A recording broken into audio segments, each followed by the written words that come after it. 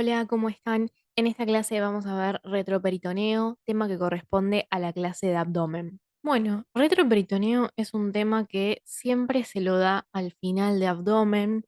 Siempre en el programa van a ver que está como entre los últimos temas de abdomen, pero a mí me gusta darlo primero de todo antes de ver el resto de las vísceras, porque tiene ciertas estructuras que están en el retroperitoneo que son esenciales para entender el resto de las vísceras que están dentro del abdomen, sobre todo para entender lo que es la irrigación y el drenaje venoso, porque dentro de lo que es el retroperitoneo vamos a encontrar dos órganos muy particulares que van a ser la aorta y la vena cava inferior, que están encargados de la irrigación y el drenaje venoso correspondiente. Entonces, nosotros vamos a ver que los órganos que se encuentran en el retroperitoneo o que nosotros vamos a ver en esta clase de retroperitoneo van a ser todos órganos retroperitoneales primarios. Los secundarios nosotros los vamos a ver en las clases de abdomen supramesocólico e inframesocólico según corresponda, pero acá nos vamos a centrar solo en los retroperitoneales primarios, es decir, en los órganos que se desarrollan posterior al epitelio celómico, que es el tejido que después va a dar origen al peritoneo. Entonces, no vamos a ver ningún órgano que sea retroperitoneal secundario por una fase de coalescencia, solo los órganos que están posterior al peritoneo parietal posterior. Entonces nos vamos a centrar en todo lo que es la aorta, la vena cava inferior, los riñones, los uréteres, las glándulas suprarrenales y también tenemos en este caso a lo que es el plexo lumbar.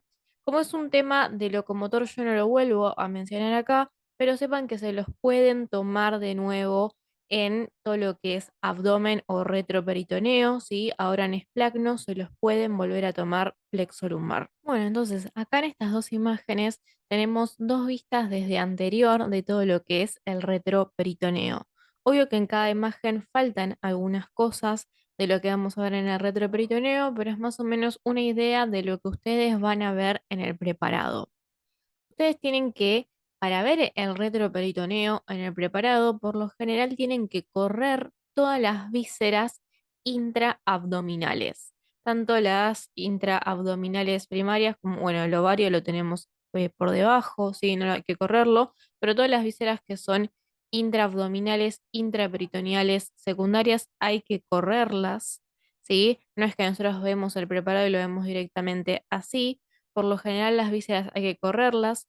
Hay uno que otro preparado que por ahí no tiene vísceras y vemos todo retroperitoneo, eso puede pasar también, ¿sí? Pero por lo general ustedes tienen que correr todas esas vísceras para poder ver todo lo que es la parte más posterior de todo lo que es la cavidad abdominal.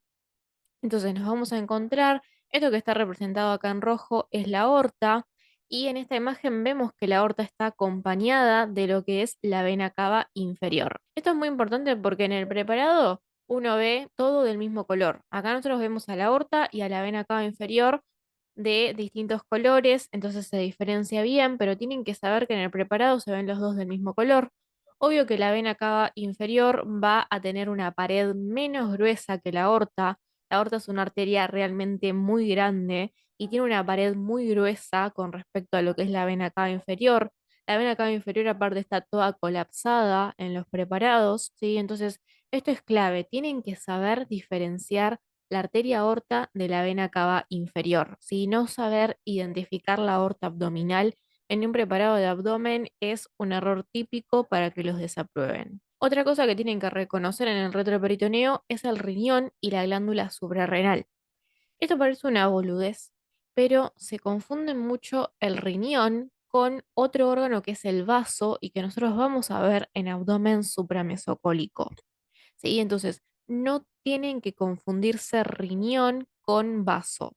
Como en el preparado está todo disecado, el peritoneo parietal no está, es un poco más difícil diferenciar los órganos retroperitoneales de los órganos intraperitoneales o del resto de las vísceras, ¿sí? Entonces, esto es clave, no tiene que confundirse el riñón con el vaso. Después tienen que poder identificar si está lo que es la glándula suprarrenal, Sepan que la glándula suprarrenal no se ve para nada como lo vemos en esta imagen acá. Ustedes van a ver que el libro les describe que tiene cierta forma, pero van a ver en el preparado que a veces no tiene esa forma. A veces puede pasar que no está la glándula suprarrenal porque la disecaron o porque cuando disecaron el preparado lo disecaron mal y se llevaron puesta la glándula suprarrenal. Eso también puede pasar, ¿sí? Y van a ver que tiene formas variables y a veces van a pensar que están viendo grasa, pero en realidad están viendo la glándula suprarrenal. Entonces, eso es otra cosa que tienen que saber identificar. Otra cosa que tienen que saber identificar es el uréter, ¿sí? Saber las relaciones que va a tener el uréter en su trayecto. Y después, obviamente, van a tener también al plexo lumbar para identificar en esta región. Así que no se olviden del plexo lumbar, no se olviden de lo que ya estudiaron en locomotor, ¿sí? Por lo general, uno dice, sí, me lo acuerdo, y cuando llega al momento del examen no se lo acuerdan, ¿sí? Entonces, estos son como tips para cuando vayan a ver el preparado. Bueno, el primer órgano que nosotros vamos a ver en este retroperitoneo va a ser la arteria aorta abdominal. Bueno, muchas veces pasa que se olvidan que la arteria aorta es un órgano y que es un órgano del retroperitoneo, o se olvidan que la vena cava inferior es un órgano y es un órgano del retroperitoneo. Entonces a veces pasa que en el examen uno les dice, bueno, mira retroperitoneo y miran el riñón, la glándula suprarrenal y se olvidan de la aorta, se olvidan de la vena cava inferior, ¿sí? Y son lo más importante que tiene todo lo que es el retroperitoneo, ¿sí? Porque van a ser la arteria aorta es una arteria que es la más grande del cuerpo y le va a dar irrigación prácticamente a todas las vísceras de lo que es la cavidad abdominal, ¿sí? Y también a las paredes de la cavidad abdominal.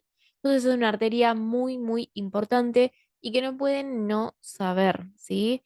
Siempre, siempre se olvidan que la arteria aorta forma parte del retroperitoneo y es muy importante, ¿sí? Yo, por ejemplo, cuando les digo que miren retroperitoneo, lo que pretendo que vean es la aorta con sus ramas, ¿sí? Entonces esto es muy, muy importante. Entonces vamos a ir viendo las ramas de esta arteria aorta abdominal. Vamos a ir yendo desde superior hacia inferior y después vamos a ver sus ramas terminales. La arteria aorta abdominal va a nacer cuando esta arteria, la arteria aorta torácica, pasa a nivel de lo que es el hiato aórtico. Este hiato aórtico, que pertenece al diafragma, va a estar ubicado más o menos a nivel de T12, es decir, a nivel de la última vértebra torácica. Entonces, debajo del diafragma, y debajo del hiato aórtico, vamos a ver que ahí comienza todo lo que es la arteria aorta abdominal. Las primeras ramas que va a dar la arteria aorta abdominal una vez que pasa por el hiato aórtico van a ser estas arterias que vienen a irrigar todo lo que es el diafragma, que van a ser las arterias frénicas inferiores. Entonces vemos cómo estas arterias frénicas inferiores van a irrigar todo lo que es la cara abdominal del diafragma. Después, si vamos en todo lo que es la cara anterior de la arteria aorta, nos vamos a encontrar con un tronco muy importante que está saliendo de la arteria aorta, que va a ser el tronco celíaco. El tronco celíaco está destinado a irrigar principalmente todo lo que son las vísceras del abdomen supramesocólico. Entonces vamos a ver que este tronco celíaco lo vamos a ver más adelante cuando veamos abdomen supramesocólico, pero a grandes rasgos se va a dividir en tres ramas que van a ser la arteria esplénica, la arteria gástrica izquierda y la arteria hepática común. Después vamos a ver que de todo lo que es la aorta van a estar saliendo unas ramitas que van a ir a todo lo que es la glándula suprarrenal. La glándula suprarrenal tiene tres irrigaciones que vienen de tres ramas distintas, no importa porque lo vamos a ver más adelante cuando veamos glándula suprarrenal, pero básicamente la que está saliendo, la ramita que está saliendo de la arteria aorta para la glándula suprarrenal van a ser las arterias suprarrenales medias. Aparte de irrigar todo lo que es la glándula suprarrenal, la aorta también va a dar ramas para todo lo que son los riñones. Entonces va a estar dando lo que son las arterias renales. Vamos a tener una derecha y una izquierda. Si pasamos ahora a todo lo que son las ramas que están saliendo de la línea media de la cara anterior de la aorta, nos vamos a encontrar con esta arteria que viene acá, que va a ser la arteria mesentérica superior. Esta arteria mesentérica superior está destinada a irrigar principalmente todo lo que nosotros conocemos como intestino delgado y una parte proximal de lo que es el intestino grueso. Después, si vamos un poco más hacia inferior, también de la cara anterior de la aorta, va a estar saliendo todo lo que es la arteria mesentérica inferior. La arteria mesentérica inferior va a estar irrigando todo lo que nosotros conocemos como intestino grueso o que nosotros anatómicamente le decimos colon y va a irrigar el colon más o menos llegando hasta lo que es la porción superior del recto. A los laterales de la arteria aorta van a estar saliendo unas ramitas que se llaman arterias lumbares. Estas arterias lumbares tienen una disposición muy similar a lo que son las arterias intercostales que salen de la arteria aorta torácica. Y estas arterias lumbares van a venir a irrigar todo lo que es la pared abdominal posterior. Y después de lo que es la arteria aorta abdominal, vamos a ver que van a estar saliendo estas ramas acá, que son las arterias gonadales.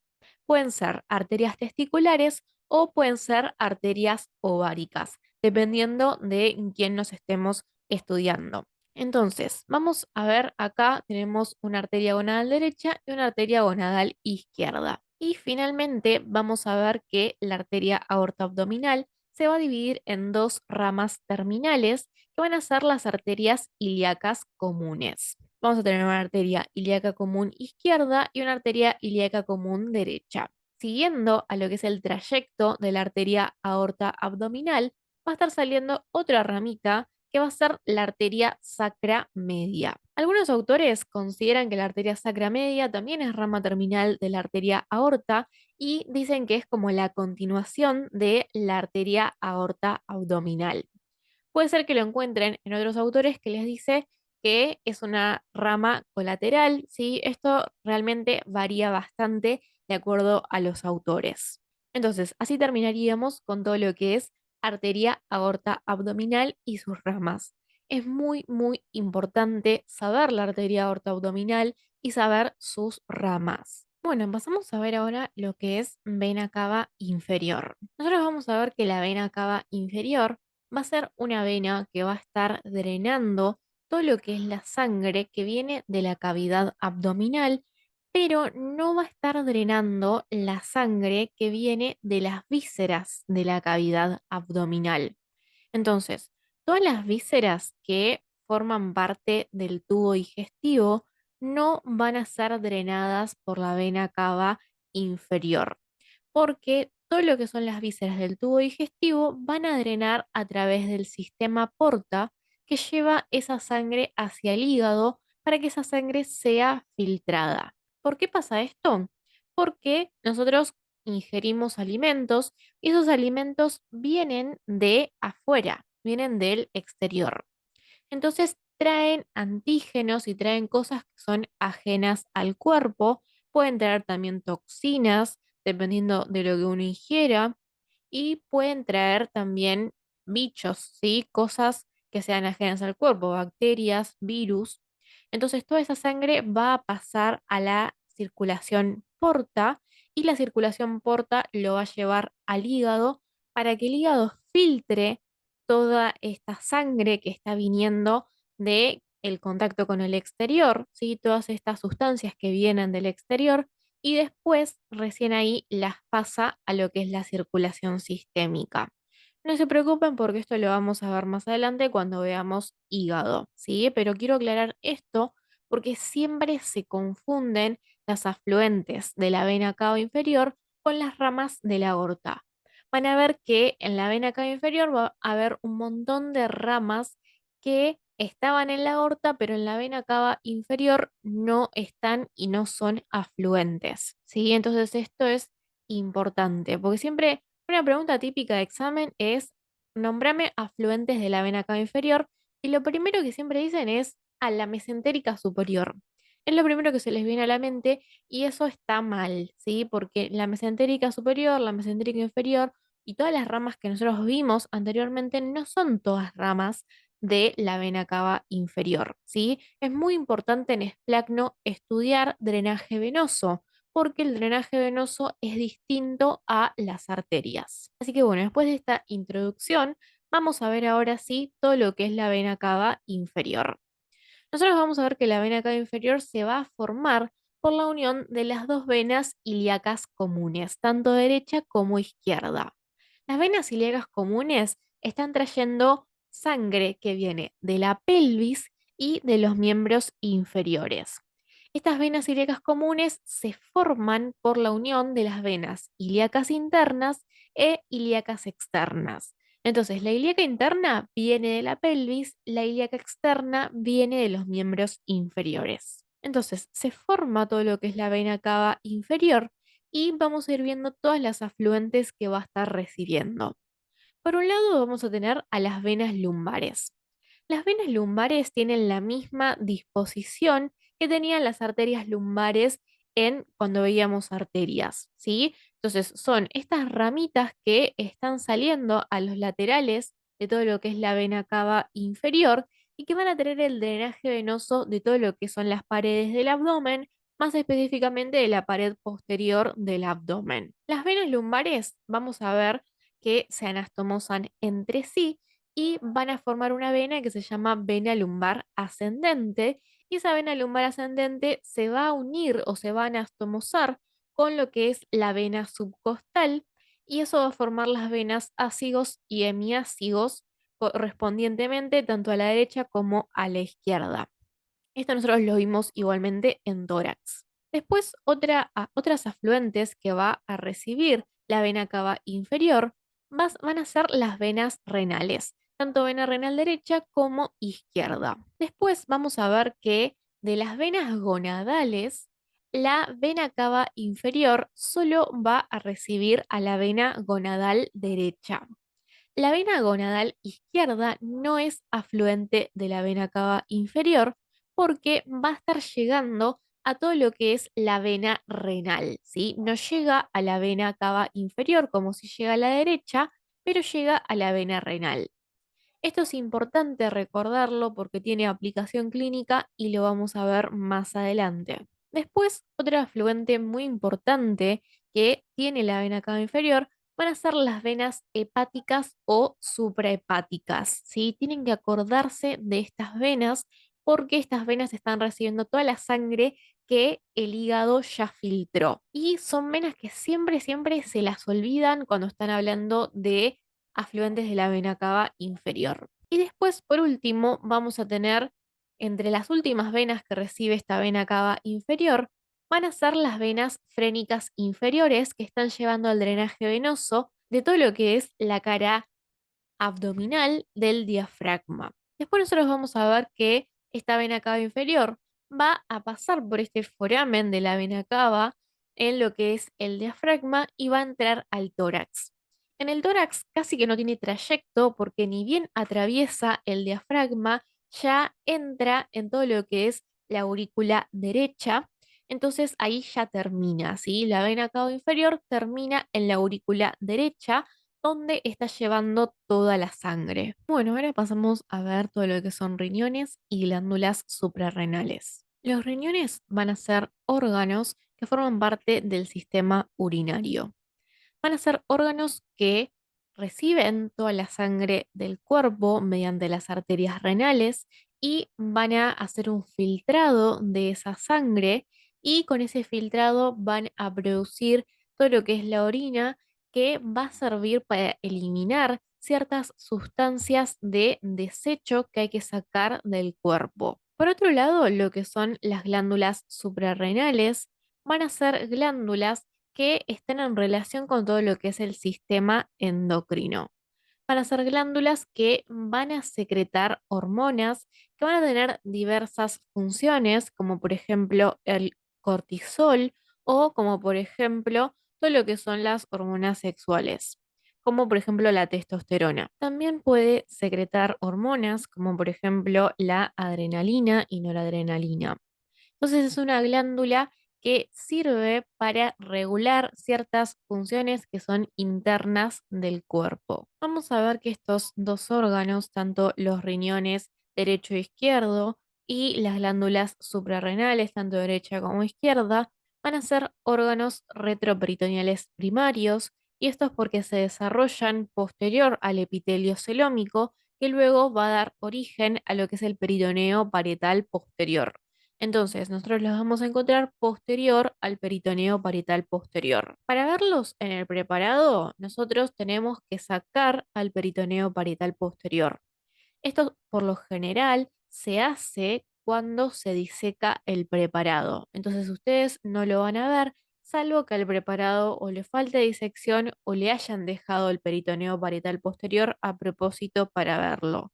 Pero en general en los preparados se saca ese peritoneo parietal posterior y así podemos ver bien todo lo que son los riñones y las glándulas suprarrenales. Los riñones nosotros vamos a ver que se van a ubicar más o menos a nivel de la vértebra T11, T12 y también a nivel de las vértebras lumbares L1, L2 e incluso pueden llegar hasta L3. Nosotros vamos a ver que lo que es el riñón derecho va a estar un poco más inferior respecto a lo que es el riñón izquierdo. Si lo vemos un poco en detalle, vemos como el derecho está un poco más abajo que lo que es el izquierdo.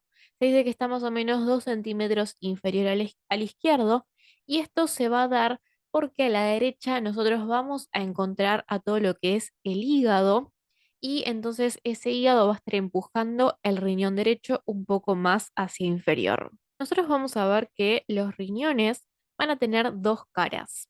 Vamos a tener una cara anterior que va a estar mirando hacia el peritoneo parietal posterior, y en base a ese peritoneo parietal posterior entra en relación con todas las vísceras que están dentro de la cavidad peritoneal. Después, por otro lado, va a tener una cara posterior que va a estar en relación con todos los músculos que forman parte de la pared posterior del abdomen.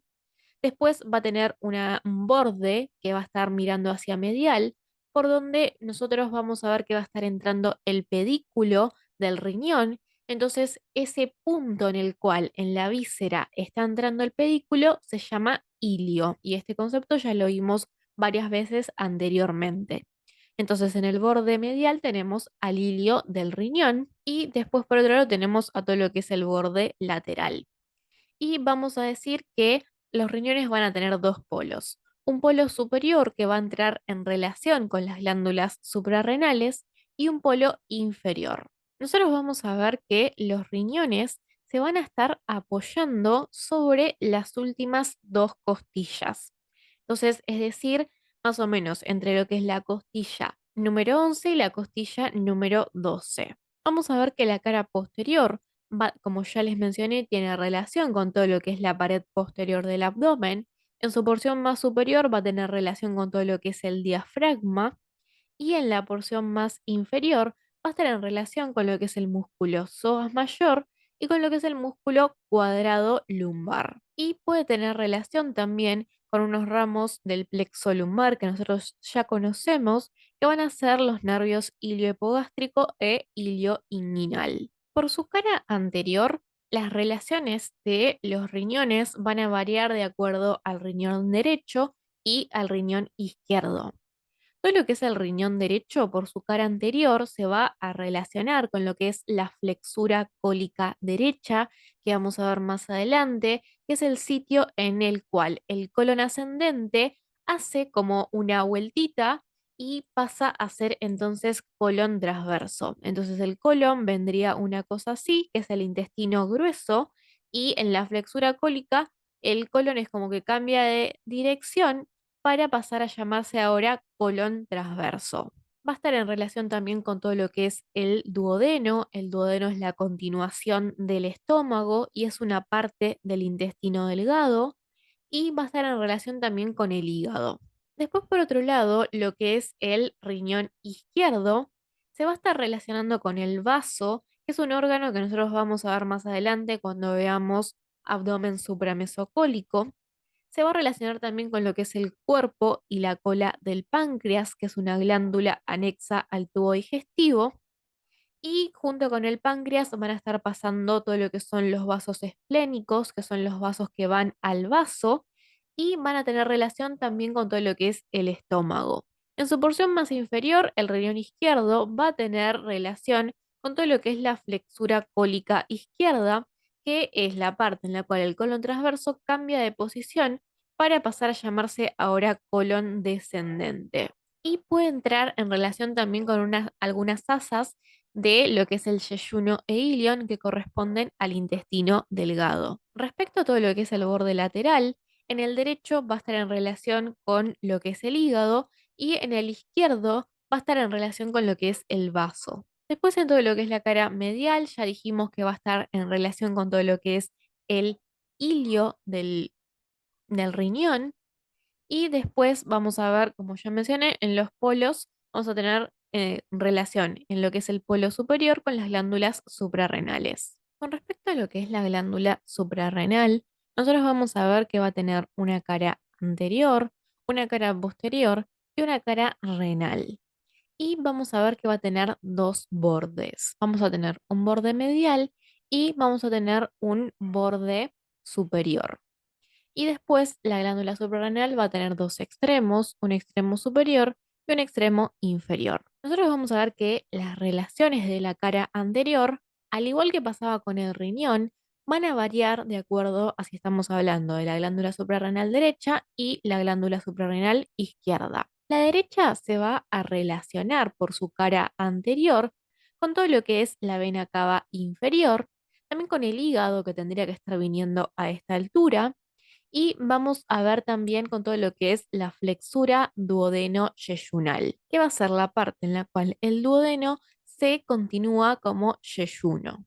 En cambio, lo que es la glándula suprarrenal izquierda, por su cara anterior, se va a relacionar con todo lo que es el páncreas y vamos a ver que también se va a relacionar con los vasos esplénicos, tanto la vena como la arteria, que están pasando en relación con el páncreas y hacia superior se va a relacionar también con todo lo que es el estómago. La cara posterior de ambas glándulas suprarrenales se va a estar relacionando con todo lo que es el diafragma. Si nosotros vemos todo ese músculo que se ve ahí atrás, todo eso es el diafragma. Y por último, todo lo que es la cara renal, vamos a ver que va a estar en relación con los riñones o con lo que es el polo superior de los riñones. El borde medial, nosotros vamos a ver que lo que es la glándula suprarrenal derecha va a estar en relación con la vena cava inferior.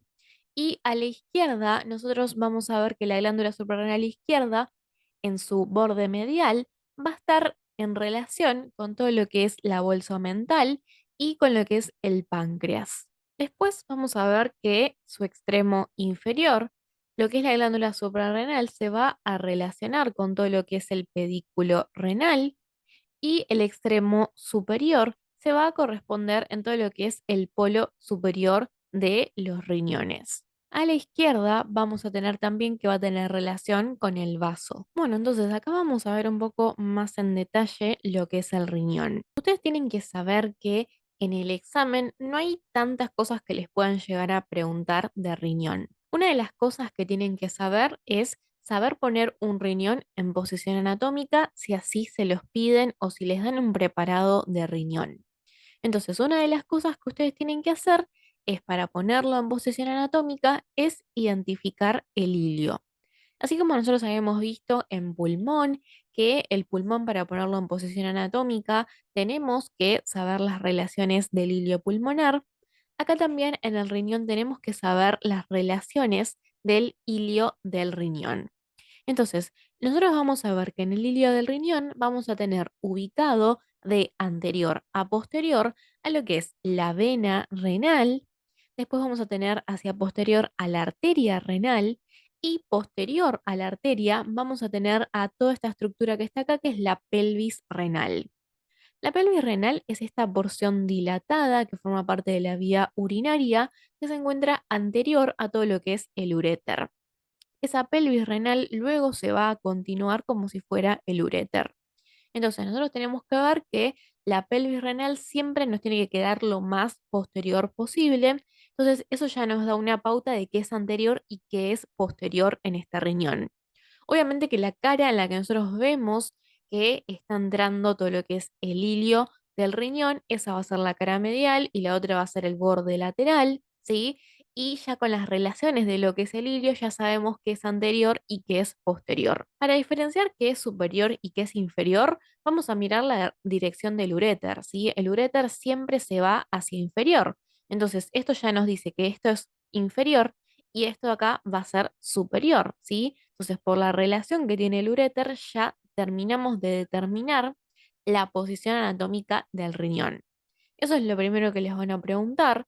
Después les pueden preguntar por las caras del riñón que nosotros las vimos anteriormente y las relaciones que tiene, así como yo se las mencioné en la diapositiva anterior. El riñón principalmente va a estar irrigado por las arterias renales. Vamos a tener una arteria renal derecha para el riñón derecho y una arteria renal izquierda para el riñón izquierdo. Estas arterias renales, como nosotros ya vimos, son ramas de la arteria aorta abdominal. Y vamos a ver que estas arterias, una vez que se están metiendo en todo lo que es el ilio, se van a dividir en dos ramas, una rama anterior a todo lo que es la pelvis renal, que se la llama también prepiélica, y otra posterior, que es posterior a la pelvis renal, que va a ser retropiélica. La irrigación del riñón no es solo nutricia, es decir, que las arterias no solo llevan oxígeno para y nutrientes al riñón para nutrirlo, sino que también es una irrigación funcional porque una de las funciones que tiene el riñón es filtrar la sangre que traen estas arterias renales y así juntar todas sustancias que sean para el desecho y las va a eliminar, va a hacer que el cuerpo elimine esas sustancias a través de la orina. Vamos a ver que el riñón va a tener una cápsula adiposa, la cual va a estar irrigada por varias ramas de distintas arterias. Entre ellas podemos encontrar ramas de la arteria renal que van a estar viniendo a irrigar esta cápsula, también ramas de las arterias suprarrenales, ramas de las arterias gonadales y ramas cólicas que vienen de todo lo que es el colon y ramas de las arterias lumbares y de la arteria aorta. Respecto a lo que es el drenaje venoso, va a estar dado por lo que son las venas renales. Todo lo que es la cápsula, también vamos a ver que va a tener un drenaje venoso que va a ser distinto y aparte de las venas renales, vamos a tener que también va a estar drenado por lo que son las venas suprarrenales, venas ureterales, venas cólicas, venas lumbares y también venas frénicas inferiores. Con respecto a lo que son las venas renales, nosotros vamos a ver que son afluentes de la vena cava inferior, como nosotros vimos anteriormente. Lo que es la vena renal izquierda tiene ciertas características que está bueno mencionar. Por un lado, como yo ya mencioné cuando hablamos de vena cava inferior, la vena renal izquierda está recibiendo a lo que es la vena gonadal izquierda, ¿sí? Entonces, la vena gonadal izquierda no desemboca directamente en la vena cava inferior, sino que primero desemboca en la vena renal y de la vena renal va a ir a desembocar la sangre, ahora sí, en todo lo que es la vena cava inferior. En lo que son las venas suprarrenales, que las vamos a ver mucho más en detalle ahora más adelante, nosotros vamos a ver que la vena suprarrenal en sí, vamos a ver que va a desembocar la vena suprarrenal izquierda en la vena renal y la vena suprarrenal derecha va a desembocar en la vena cava inferior, al igual que como pasaba con las venas gonadales. Otra característica que va a tener lo que es la vena renal izquierda es que está pasando justo por la cara anterior de la aorta y justo por debajo de lo que es la arteria mesentérica superior. Vamos a ver que la arteria mesentérica superior es una especie de ángulo que está pasando por encima de lo que es la vena renal izquierda y eso se llama compás aórtico mesentérico. Dependiendo de las variaciones que pueda llegar a tener la arteria mesentérica superior, puede llegar a comprimir esta vena. La vena renal izquierda va a formar parte de lo que nosotros conocemos como cuadrilátero de Roschi, que es un cuadrilátero que se forma alrededor de lo que es el punto de salida de la arteria mesentérica superior.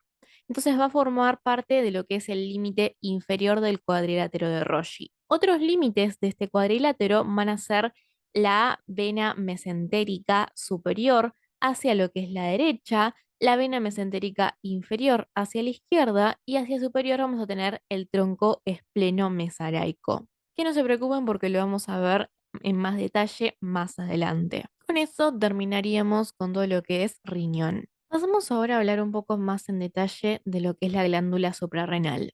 Como ya dije, las glándulas suprarrenales son órganos endocrinos que secretan distintas hormonas. Nosotros vemos acá desde su configuración externa, esto es una glándula suprarrenal que se la cortó, pero podemos ver desde la anatomía que se diferencia una cápsula y una médula que está en el centro y ambas van a secretar distintas hormonas. Y vamos a ver acá en estas dos imágenes, tenemos a la glándula suprarrenal derecha y a la glándula suprarrenal izquierda. Entonces podemos ver acá un poco mejor de nuevo las relaciones de la glándula suprarrenal que yo ya mencioné anteriormente. Entonces vemos en la glándula suprarrenal derecha, vemos la relación que tiene con todo esto que es el hígado. Esto que se corrió acá es la vena cava inferior.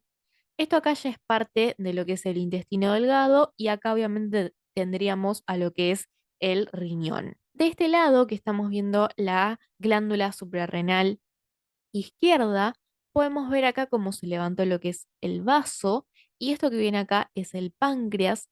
Ambos tienen mucha relación con la glándula suprarrenal izquierda. Vemos obviamente a lo que es el riñón izquierdo y esto que viene acá ya es parte del colon, que es el intestino grueso. Algo que es importante y es a destacar es la irrigación de las glándulas suprarrenales. Las glándulas suprarrenales van a recibir tres arterias. Tenemos a las arterias suprarrenales superiores, suprarrenales medias y suprarrenales inferiores. Las arterias suprarrenales superiores van a salir de las arterias frénicas inferiores, que son ramas de la aorta abdominal. Entonces tenemos acá a las arterias frénicas inferiores que vienen a irrigar la cara abdominal del diafragma y de ahí salen algunas ramas para la glándula suprarrenal. Las arterias suprarrenales medias salen directamente de lo que es la arteria aorta abdominal. Y por último, las arterias suprarrenales inferiores son ramas de la arteria renal. Entonces tenemos a la arteria aorta abdominal, de la arteria aorta abdominal salen las arterias renales y de las arterias renales salen las arterias suprarrenales inferiores. Con respecto a lo que es el drenaje venoso, yo un poco ya mencioné anteriormente, vamos a tener dos venas suprarrenales, una vena suprarrenal derecha y una vena suprarrenal izquierda. Y vamos a ver que todo lo que es la vena suprarrenal derecha va a desembocar directamente en la vena cava inferior. En cambio, la vena suprarrenal izquierda va a desembocar primero en la vena renal izquierda y de ahí a través de la vena renal izquierda la sangre alcanza la vena cava inferior. Bueno, entonces ahora vamos a ver algo que se llama celda renal. Nosotros acá estamos viendo dos cortes a nivel del abdomen. Este es un corte transversal u horizontal a nivel del abdomen. Esto que tenemos acá va a ser posterior, porque tenemos las vértebras, tenemos a los músculos del dorso, acá ya tenemos a lo que es el músculo psoas mayor y acá tenemos al cuadrado lumbar y acá tenemos a los riñones. Y esto va a ser anterior. Este es un corte transversal visto desde inferior. ¿Qué quiere decir esto? Que esto que está acá va a ser izquierdo y esto que está acá va a ser derecho, porque nosotros cortamos una parte del cuerpo y nos ponemos por abajo y lo estamos mirando desde abajo. En este caso, este es un corte parasagital que pasa a nivel del riñón derecho.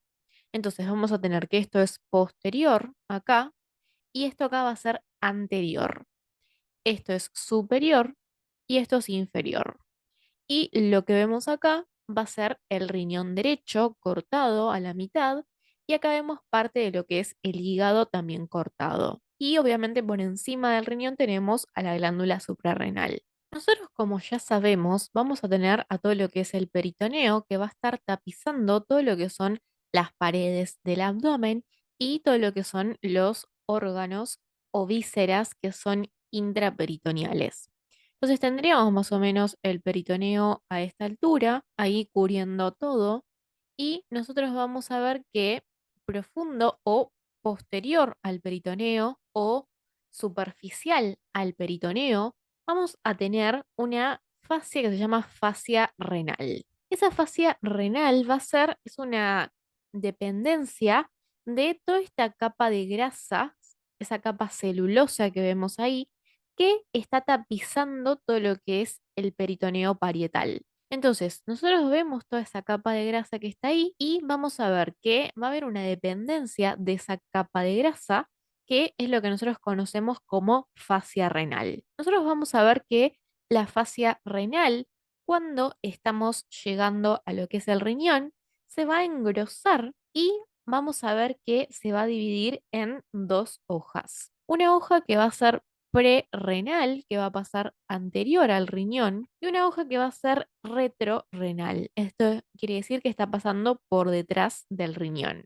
Entonces, vemos ahí en este caso, en la imagen está marcado como en blanco, porque esta fascia renal, como ya les dije, es dependencia de esta grasa. Entonces, vemos, yo la marqué acá en celeste para que se resalte mejor, pero acá la dejé del colorcito que va. Acá lo mismo, también podemos ver a esta fascia renal. Yo ahí la pinto en celeste para que se marque un poco mejor. Entonces tenemos la hoja retrorrenal y acá vamos a tener la hoja prerrenal. Esta fascia renal va a ser el principal medio de sustentación de los riñones.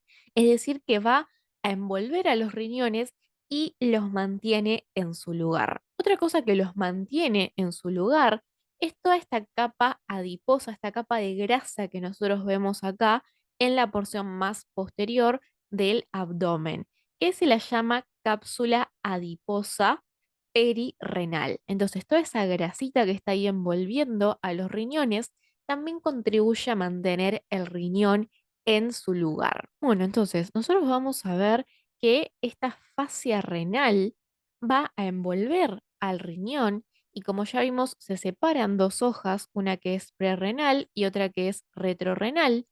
Y nosotros vamos a ver que estas hojas a nivel medial, cuando llegamos a la porción más medial del riñón, se vuelven a unir, salvo en la parte en la que nosotros tenemos el pedículo. Por ejemplo, este corte que tenemos acá está pasando justo a nivel del pedículo.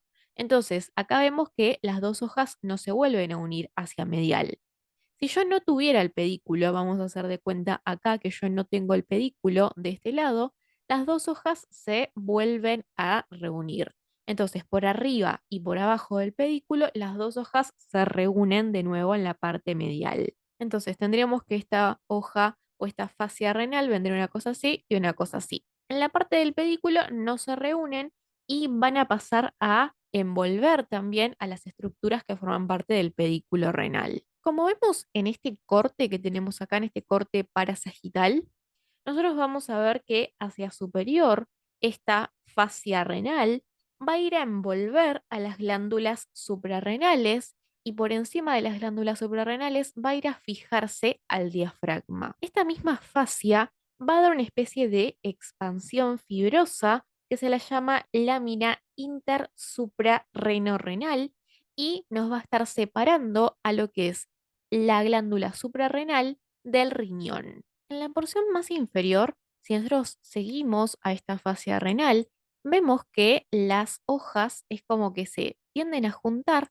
pero no se pegan completamente, sino que van a quedar separadas estas dos hojas y van a continuar todo el trayecto que hace el uréter y van a descender separadas hasta la fosa ilíaca para llevar a lo que es el uréter hacia la pelvis. Entonces quedan separadas las dos hojas porque tienen que llevar dentro de su interior a lo que es el uréter hacia la pelvis. Entonces, esta fascia renal termina formando lo que nosotros conocemos como celda renal. Todo lo que son celdas son muy, muy importantes y tenemos que saberlo. Y tenemos que saber cómo está formado. Así que esto tienen que saberlo porque se toma. Así que esto es celda renal. Bueno, y antes de terminar con esta clase, vamos a hablar un poco sobre uréter. Nosotros vamos a tener dos uréteres, uno a la derecha y uno a la izquierda. Son la continuación de la pelvis renal. Nosotros vamos a ver que salen de todo lo que es el pedículo renal y vamos a ver que los uréteres van a descender para ir a desembocar en la vejiga. Los uréteres van a tener cuatro porciones, dependiendo de la bibliografía, pueden llegar a tener tres, ¿sí? Pero lo importante es saber bien las relaciones que va a tener el uréter. Nosotros vamos a ver que los uréteres van a tener una porción abdominal, una porción ilíaca, una porción pélvica, que ya está dentro de todo lo que es la pelvis, y una porción intramural, que ya es la parte del uréter que está desembocando en la vejiga. En todo lo que es la porción abdominal, nosotros vamos a ver que los uréteres hacia posterior se van a apoyar sobre el músculo psoas mayor, que es ese músculo que vemos ahí atrás, y también pueden ser cruzados por algunos ramos del plexo lumbar, como por ejemplo el nervio genitofemoral, que si recuerdan salía por la cara anterior de este músculo. Por su cara anterior, al igual que como pasaba con los riñones y las glándulas suprarrenales, el uréter derecho y el uréter izquierdo van a tener relaciones distintos. Por la cara anterior, el uréter derecho, vamos a ver que se va a relacionar con todo lo que es el duodeno, y también se va a relacionar con todo lo que es la fascia de TOLC 2, que va a ser la fascia de coalescencia de todo lo que es el colon ascendente o colon derecho. Vamos a ver que los vasos gonadales, tanto la arteria testicular o arteria ovárica y la vena testicular o vena ovárica, van a cruzar la cara anterior de lo que es el uréter derecho en su porción abdominal. Ahora, por otro lado, lo que es el uréter izquierdo, nosotros vamos a ver que se va a relacionar en este caso con todo lo que es la fascia de TOL 3, que va a ser la fascia de coalescencia del colon descendente o colon izquierdo. Y vamos a ver que ahí entre medio van a estar pasando los vasos gonadales, tanto testiculares como ováricos, y también se relacionan entonces con lo que es la porción abdominal del uréter izquierdo. Y ya llegando más a la parte más inferior, el uréter se va a relacionar con el colon sigmoideo o con su meso del colon sigmoideo, que se llama mesocolon sigmoideo. Después vamos a tener todo lo que es la porción ilíaca, que va a ser la parte de los uréteres que van a estar en todo lo que es la fosa ilíaca o todo lo que es la pelvis mayor. Allí nosotros vamos a ver que van a tener relación con los vasos ilíacos. Y esta relación es importante y se pregunta. Nosotros vamos a ver que el uréter derecho va a estar cruzando todo lo que es el origen de la arteria ilíaca externa. Nosotros teníamos a las arterias ilíacas comunes, que son las ramas terminales de la arteria aorta, y las arterias ilíacas comunes se dividen en arteria ilíaca interna y arteria ilíaca externa. Entonces, el uréter derecho cruza todo lo que es la cara anterior de la arteria ilíaca externa. Ahora, lo que es el uréter izquierdo, este va a estar cruzando la cara anterior de la arteria ilíaca común, ¿sí? Y esto es importante y hay que saberlo porque se pregunta. Es una relación muy, muy importante. Ya cuando los uréteres se meten dentro de la pelvis verdadera, vamos a ver que van a variar en su relación de acuerdo a si es una pelvis femenina o una pelvis masculina. Bueno, entonces, este es un corte transversal de una pelvis masculina. Entonces, nosotros vamos a ver acá, esto que viene acá va a ser el uréter. Esto es posterior y esto acá va a ser anterior. Esto que tenemos acá va a ser la vejiga. Esto que viene acá es la aorta abdominal, que se divide en sus dos ramas terminales. Tenemos entonces a las arterias ilíacas comunes y acá ya tenemos a las ilíacas externas y más hacia adentro vamos a tener a las ilíacas internas. Entonces, nosotros vamos a ver que los uréteres van a continuar todo lo que es el trayecto de la arteria ilíaca interna, se relaciona con sus ramas colaterales viscerales y vamos a ver qué va a pasar lateral al recto, luego se hace anterior y vamos a ver que va llegando hacia la vejiga y va a pasar inferior a esta estructura que viene acá, que es el conducto deferente. Entonces pasa inferior a lo que es el conducto deferente y vemos que se introduce en lo que es la vejiga, que eso ya vendría a ser su porción intramural. Ahora, en lo que es un uréter en una pelvis femenina, nosotros en estas dos imágenes estamos viendo dos pelvis femeninas, ¿sí? Nosotros nos damos cuenta que es una pelvis femenina porque vemos al útero. En este caso, el útero está cortado, pero vemos ahí lo que es el cuello del útero. Y acá vemos de nuevo a lo que es el útero, que está interpuesto entre la vejiga y el recto hacia posterior. Entonces, como nosotros ya sabemos, este uréter va a ir a terminar en la vejiga. Entonces, vemos que se mete en la pelvis, tiene relación con las arterias ilíacas internas y con sus ramas viscerales.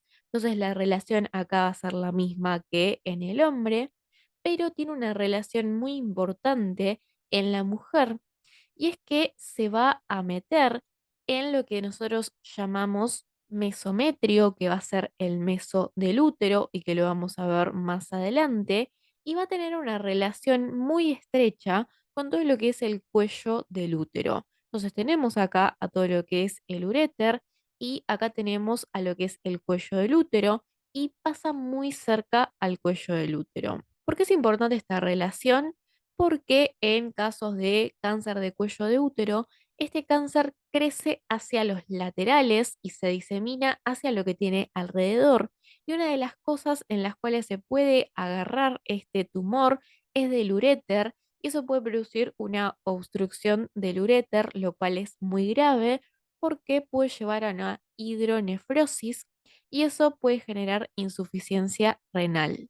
Vemos entonces que después el uréter avanza hacia anterior y va a ir a terminar en todo lo que es la cara posterior de la vejiga en su porción intramural. Bueno, entonces con esto terminamos con esta clase. Espero que les haya gustado, que les haya servido. Cualquier duda me pueden consultar y nos veremos en la próxima clase.